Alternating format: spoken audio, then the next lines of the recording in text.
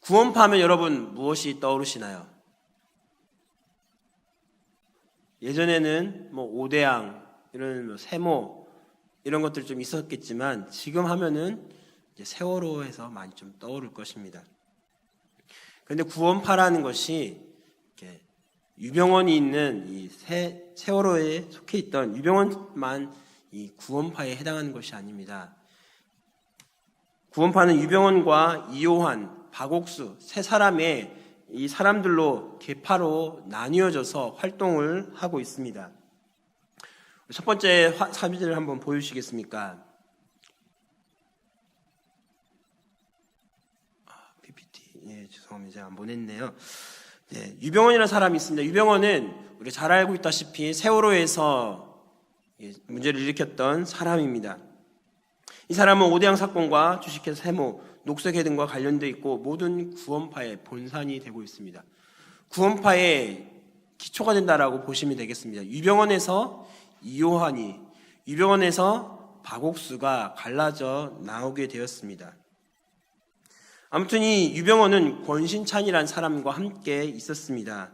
권신찬은 유병원의 장인이 되는 사람이었습니다. 예장통합체육 장로교 목사로 활동하다가 네덜란드에 있는 자칭 선교사라 했던 케이스 글라스라는 사람의 영향에 의해서 죄사함의 깨달음을 얻게 됩니다.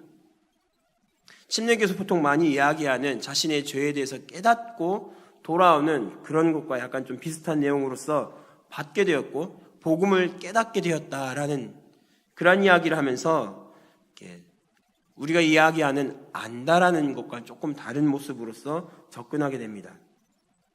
그런 가운데서 또한 유병원이라는 사람, 지금 구원파의 본산이 된다라고 하는 유병원은 또한 이렇게 미국 독립 선교사 딕 욕이라는 사람의 선교사가 있습니다. 이 사람의 복음을 영향을 통해서 복음을 깨닫게 됩니다. 깨닫게 되었고 그래서 권신찬의 외동딸과 결혼하면서 가족의 관계가 맺게 되었고 또한 이로 인해서 구원파에 대한 지지가 탄탄한 지지로서 시작하게 되었습니다. 거듭남, 죄사함, 복음을 깨달았다라는 이 표현은 지금 현재는 우리 극동방송으로 알고 있는 이 극동방송을 설립한 선교단체라는 것이 있습니다. 미국 국제복음주의 동맹선교회라는 줄여서 팀이라고 하는 선교단체가 있었습니다. 여기에서 이 유병원을 극동방송의 부국장으로 임명하였고 또 권신찬을 방송부장으로 임명하였습니다. 그래서 권신찬은 그래서 1969년부터 1974년에 이르기까지 극동방송에 쫓겨날 때까지 은혜의 아침이라는 프로그램을 통하여서 기존교회의 예배행위, 11조 헌금, 또한 장립집사제도, 새벽기도, 율법을 지키는 노력 등 이런 것들을 종교적으로 종교다라고 규정하였고 종교와 율법에서 해방되는 것이 구원이다라고 설교를 하였습니다.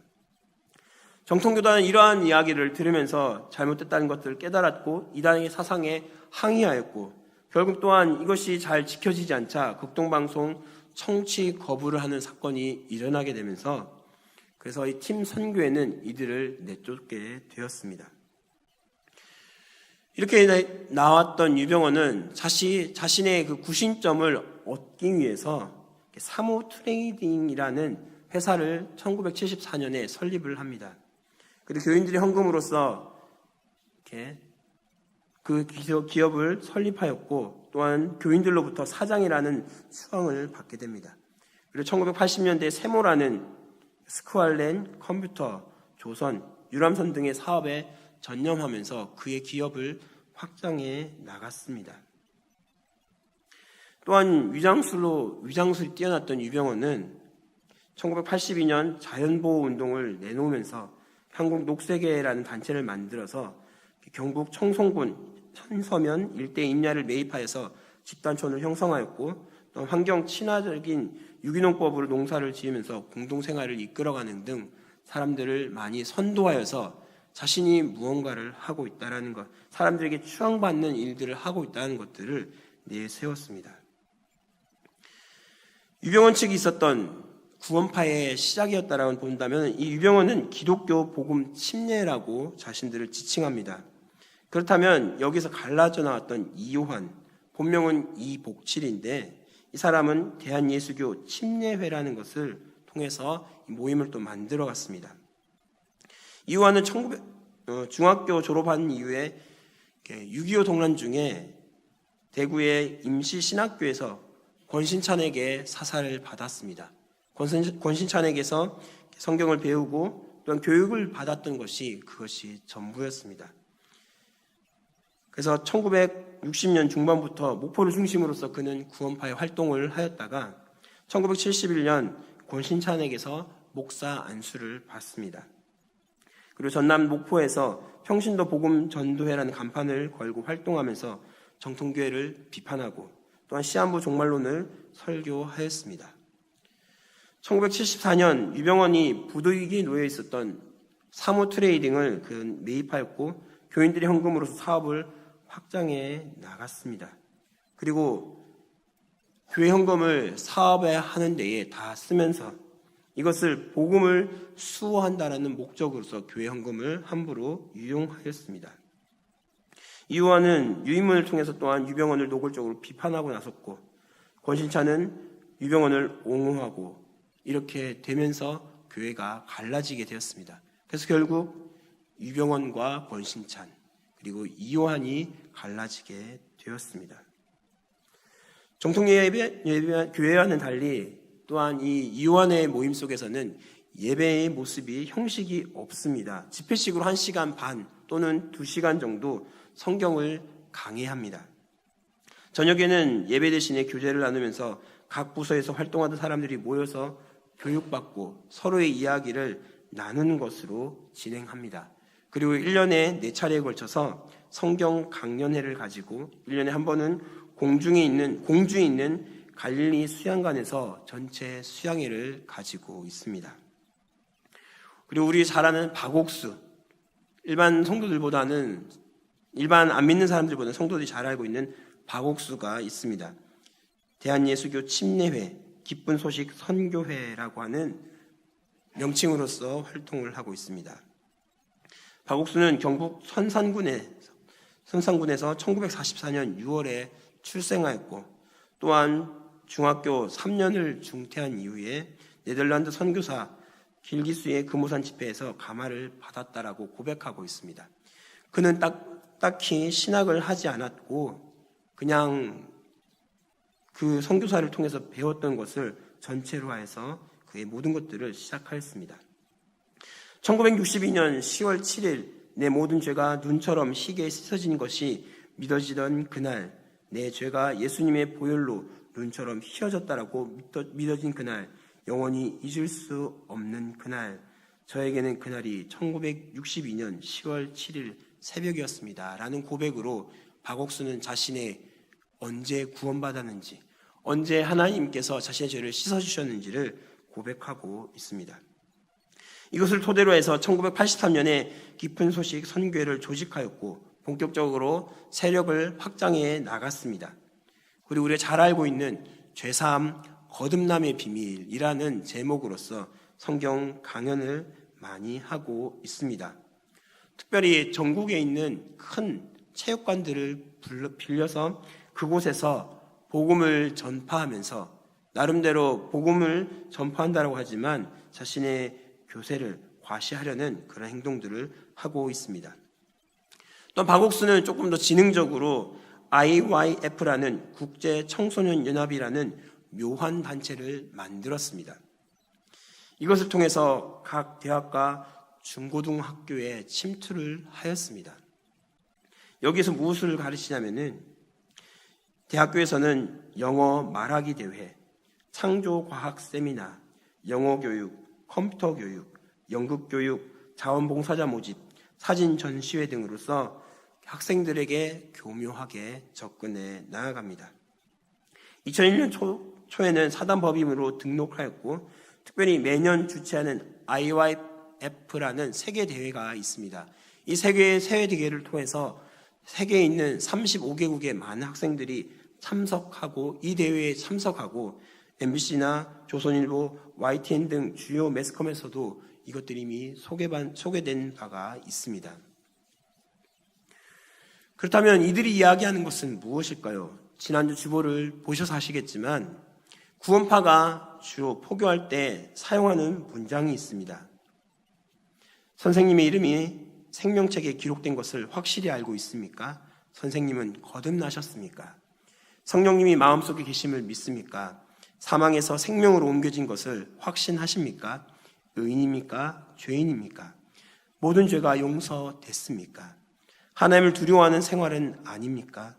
구원받은 것을 확신하십니까? 재림주를 영접할 준비가 되어 있습니까? 구원의 근거가 어디 있습니까? 라는 질문을 합니다. 한마디로 요약하면 이렇습니다. 당신은 언제 구원받으셨습니까? 누군가를 짚어서 물어본다면, 특히 모태신앙인 분들에게 지목하면서 집사님, 장로님, 권사님 언제 구원받으셨습니까? 라고 물어본다면 확실하게 대답하실 수 있는 모태신앙인 분들은 드물 것입니다. 왜 그럴까요? 모태신앙인들은 왜 이런 대답을 하기가 쉽지 않을까요? 모태신앙으로 태어난 이들은 쉽게 대답할 수가 없습니다. 왜냐하면 어려서부터 하나님을 알았고 말씀에 대해서 배워왔기 때문에 차츰 복음에 젖어왔고 이 복음으로 변화된 사람입니다. 그런데 성경에 나오는 것 같이 삭개오 언제 예수님을 만났습니까? 예수님이 길가에서 그를 바라보시고 뽕나무에 올라가 있는 그를 바라보시고 내려와라 내가 너희 집에 가야겠다 하라는 그 순간이지 않았겠습니까? 극적인 예수님을 만났던 사람들 그들에게 있어서 질문한다면 그들은 무엇라 대답하겠습니까? 그들은 무슨 말을 하겠습니까? 당신 언제 예수님 만났습니까? 당신 언제 구원받았습니까? 라고 질문한다면 그들은 무엇라 말하겠습니까? 당당하게 얘기하겠죠. 네, 나는 언제 구원받았습니다. 이때 이런 사건이 있었는데 예수님이 나를 만나주셨습니다. 이런 사건을 통해서 내 눈이 띄어졌고 걸을 수 없었던 내 다리가 힘을 얻었고 그래서 예수님이 내 안에 오신 것을 나는 확신할 수 있었습니다라고 확연하게 대답할 수 있을 것입니다. 그런데 디모데와 같은 사람은 언제 예수님을 만났을까요? 디모데는 언제 예수님을 확신했을까요? 자신의 구세주로 확신하였을까요?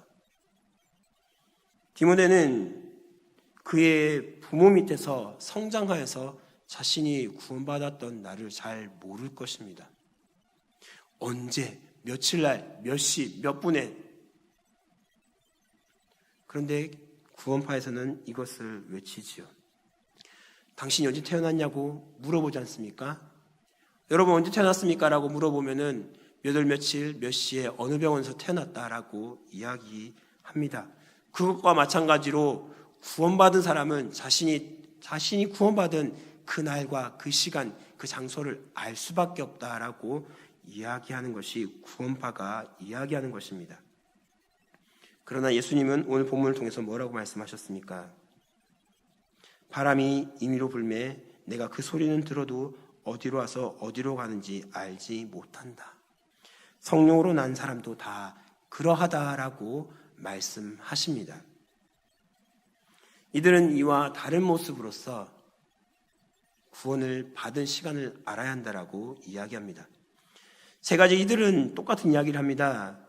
구원파의 세 계파로 나뉘어져 있는 유병원파, 그리고 이호한파, 그리고 박옥수파가 똑같은 이야기를 합니다. 회개와 믿음이 빠진 깨달음을 통해서 구원을 받는다라고 이야기를 합니다. 권신찬이 이미 기록된 말씀을 계시에서 깨닫는 것, 내가 깨달은 진리, 죄사함을 깨닫고, 유병원이 복음을 깨닫고, 이호환이 중생을 경험하고, 박옥수가 거듭난 체험, 이것을 모두 했다는 것은 모두가 같은 뜻으로 주님이 나를 위해서 무엇을 하셨는지를 깨닫고 구원받았다라는 것입니다. 쉽게 얘기하면은 불교 측 용어를 쓴다면 득도를 했다라는 것입니다. 도를 깨달았다. 예수님이 나를 구원하셨다는 것을 깨닫게 되었다.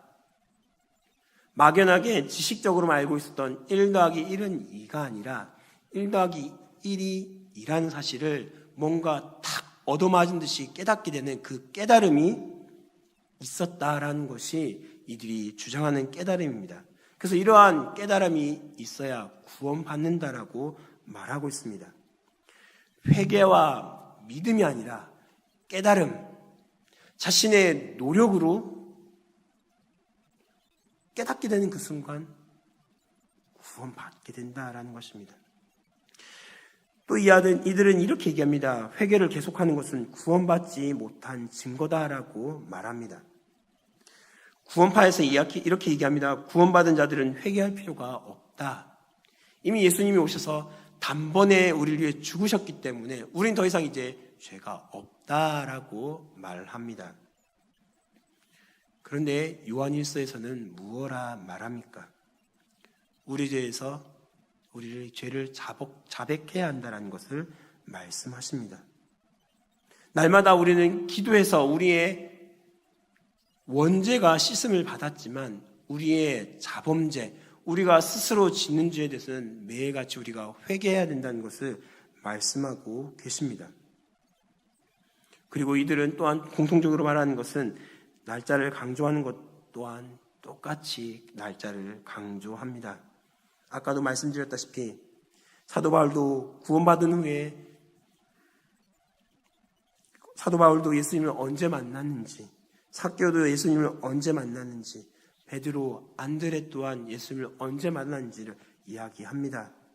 똑같이 이야기하지만 그러나 디모데와 같은 믿음의 가정에서 자라는 이들에게 있어서는 그 날과 그 장소, 그 시간을 알지 못합니다. 그래서 빌리그램 목사님은 이렇게 말합니다. 불타는 세계라는 책에서 이렇게 표현하였습니다. 우리는 언제 밤이 변해 낮이 되는지 정확한 시간을 말할 수 없다. 그러나 낮이 되면 낮이 되었다는 것을 알지 않는가라는 질문을 합니다. 여러분, 언제 밤이 되었죠? 좀 전까지만 해도 햇빛이 있었는데 언제 이렇게 깜깜하게 되었습니까? 그 시간을 정확하게 아시는가요? 빛이 있다가 어두워진 시간을 언젠지 아십니까? 그러면 새벽에서 언제 아침이 되는지 그 정확한 시간을 아시는가요? 몇 시, 몇 분, 몇 초가 되면 깜깜했다가 갑자기 환해지는지 그 시간을 아십니까? 빌리그램은 목사님은 이렇게 알 수 없듯이 우리의 구원받은 것 또한 이러하다라고 표현을 하였습니다. 그리고 이들의 공통점은 기도 예배를 드리지 않고 경시하는 경향이 있습니다. 유병원 측에 있는 그들은 기독교 복음 침례 측은 아예 기도를 하지 않습니다. 이의원과 박옥수 측에서는 간혹 기도하기도 합니다. 유병원은 이렇게 얘기합니다. 기도란 마음에 있는 것을 원하는 것이라면서 진정한 기도는 성도의 교제로부터 시작된다라고 가르치고 있습니다. 그래서 그가 이야기하는 기도는 그가 주도하는 사업에 동참하는 것이 기도이고 그것이 바로 예배다라고 가르치고 있습니다. 하나님께 기도할 필요가 없고 하나님께 예배할 필요가 없고 유병원 측이 하고 있는 그 사업에 동참해서 열심히 그 사업에서 나오는 것들을 팔아주고 그 사업에 동참한다면 그것이 바로 기도며 그것이 바로 예배다라고 말하고 있습니다. 또 구원파 측에서는 주기도나 축도를 하지 않는 것 또한 널리 알려져 있는 사실입니다. 마태복음 6장 12절에 우리가 우리에게 죄 지은 자를 사하여 준 것 같이 우리 죄를 사하여 줍시고 라고 기도한다라고 기도하고 있습니다만 의인이 죄가 없기 때문에 기도할 필요가 없다는 교리와 저촉되기 때문에 주기도를 하지 않습니다. 예수님은 우리에게 말씀하셨죠. 우리가 우리에게 죄 지은 자를 사하여 준 것 같이 우리 죄를 사하여 주옵시고 라고 기도하라고 가르쳐 주셨는데 유병원 측이 얘기하는 박옥수 측이 얘기하는 구원파에서 얘기하는 것은 구원을 받았으면 더 이상 죄가 없기 때문에 이런 기도와는 자신들이 하는 것과 맞지 않습니다. 그래서 주기도를 하지 않습니다. 한국교회는 그렇다면 이 세계파를, 이 구원파를 왜 이단이라고 규정했을까요? 구원파의 이단성은 신학, 성경적 신관, 인권관, 그리고 구원관, 기도와 예배관 등 여러 모습 속에서 다 성경과 어긋납니다. 그리고 성경을 자기의 마음대로 해석하고 있습니다. 하나님의 영원성과 초월성은 강조하고 있지만 하나님이 인격적이신 분이라는 것, 하나님이 우리 가운데 임재하고 계시다는 것들은 전혀 무시하고 있습니다. 예수님의 인성은 강조하지만은 예수님의 신성은 강조합니다. 예수님이 오셔서 우리를 구원하셨다라는 이 신성은 강조하지만 인격은 격화시킵니다. 죄사함의 은혜는 강조합니다. 그러나 율법의 교훈은 완전히 무시합니다. 피동적인 깨달음에 의한 구원은 강조하지만 의지적인 회개와 인격적인 신뢰하는 그 부분에서는 이것 또한 완전히 필요 없다라고 이야기합니다. 우리는 구원을 받았습니다. 그렇지요? 동의하십니까? 우리는 구원을 받고 있습니다. 동의하십니까? 좀 작아지시네요. 그리고 우리는 구원을 받을 것입니다. 동의하십니까? 예, 갈수록 작아지시는데 우리는 구원을 받았습니다. 이것은 성경적 용어로 칭의입니다. 하나님 우리를 의롭다 하셨다. 우리는 구원을 받고 있다. 이것은 성화입니다. 예수 그리스도를 닮아가는 것. 그리고 우리는 구원을 받을 것이다. 마지막으로 하나님 우리를 영화롭게 하실 것이라는 것들이 내용이 로마서에 기록되어 있습니다. 우리를 의롭다 하셨고 의롭게 하시고 있고 의롭게 해주실 것이라는 것을 말씀하고 있는 이 모든 구원을 우리는 이루었고 이루어지고 있고 이루어갈 것인 것이 우리의 구원입니다. 그런데 구원파는 이 구원에서 성화의 과정이 빠져 있습니다. 이미 구원을 받았기 때문에 구원받고 있다라는 이 사실을 완전히 빼버렸습니다. 죄사함을 받았을 때 이미 의인이 되었다라는 이야기를 강조하면서 죄인은 우리는 아니다. 내 마음대로 살아도 된다라고 강조하는 것이 구원파입니다. 이 구원파는 과거의 영주주의, 이것이 현대에 나타난 모습입니다. 현대 모습으로 나타나였고 또한 이 잘못된 모습으로 인해서 모든 교단에서 이 구원파를 이단으로 이미 정죄하였습니다. 율법을 폐기하는 구원파, 율법을 인정하지 않고 그 은혜만을 강조하면서 이제는 죄인이 아니기 때문에 자기의 마음대로 살아도 된다라는 극단적인 모습으로 해석하고 살아가고 있는 구원파가 우리 가운데 많이 있습니다. 여러분, 애텀이라고 아시나요? 예, 다단계 아시죠? 다단계 애터미가 2012년에는 다단계 회사에서는 4위까지 올라갔었습니다. 애터미의 회장이었던 분이 과거 유병원 측에서 성경을 배웠고 그 가운데서 그것이 옳은 것인지 살아왔었습니다. 그래서 이것들로 인해서 많은 아픔을 겪었습니다. 그리고 정동석 교수와 함께 계속해서 교회에 대해서 교정받고 또한 대화를 통하여서 계속해서 이단이 아님을 고백하고 자신이 이단에 빠졌었다는 것들을 이야기하고 그곳에서 빠져나오려고 노력을 하고 있습니다. 애터미뿐만 아니라 많은 주변에 이단들이 있습니다. 우리가 섭취하는 것들, 우리가 또한 속해 있는 단체들 알게 모르게 우리가 가보면 이것이 정말 이단이었나라는 생각을 해볼 정도로 그런 충격을 주는 것들이 있습니다. 특별히 박옥수 측에서 작년 12월에 칸타타를 진행하였습니다. 혹시 여러분에게 찾아오지는 않은지 모르겠습니다. 그라시아 찬양단 들어보셨습니까? 예, 바오스가 항상 그 성경 세미나를 할 때 보면은 그라시아 찬양단이 나옵니다. 작년 우리 교회에도 12월 달에 바오스 측에서 사람이 찾아와서 티켓을 판매하였습니다.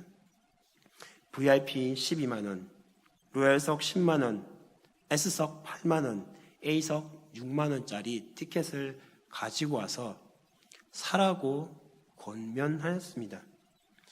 크리스마스 칸타타, 참 놀라운 복음을 전하는 이 소식, 그리고 이들은 세계를 돌아다니면서 많은 사람들에게서 또한 칭찬을 받았던 유명한 단체다라고 홍보하면서 자신들이 하는 일들이 그리고 잘하고 있다는 것을 이야기했습니다. 특별히 이 포스터에 보면 크리스마스 칸타타 수익금 전액은 청소년을 미래의 리더로 하는 일을 위해 쓰여집니다라고 말하면서 자신들이 하고 있는 것이 청소년들을 선도하는 데 사용되고 있다라고 말하면서 티켓을 판매하였습니다.